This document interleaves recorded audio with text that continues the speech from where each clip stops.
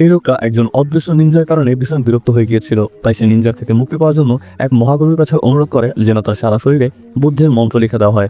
পুরো মাথা থেকে পা পর্যন্ত 1 ইঞ্চি জায়গাও যেন ফাঁকা না থাকে। তার বিশ্বাস ছিল যে এতে করে সেই নিনজা ভূতটাকে দেখতে পর্যন্ত পাবে না। কিন্তু প্রবাদে আছে 100 সাবধানতার মাঝেও একটুখানি ভুল থেকেই যায়।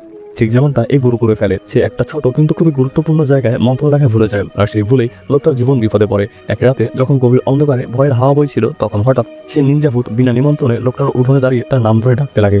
এদিকে ভয়ে মানুষটা নিঃশ্বাস পর্যন্ত নিচ্ছিল না। অন্যদিকে ভূত সারা উঠোনে তাকে খুঁজতে লাগে, কিন্তু মন্ত্রের কারণে লোকটা এমনভাবে অদৃশ্য হয়ে গিয়েছিল যেন সে আদৌ ওখানে নেই।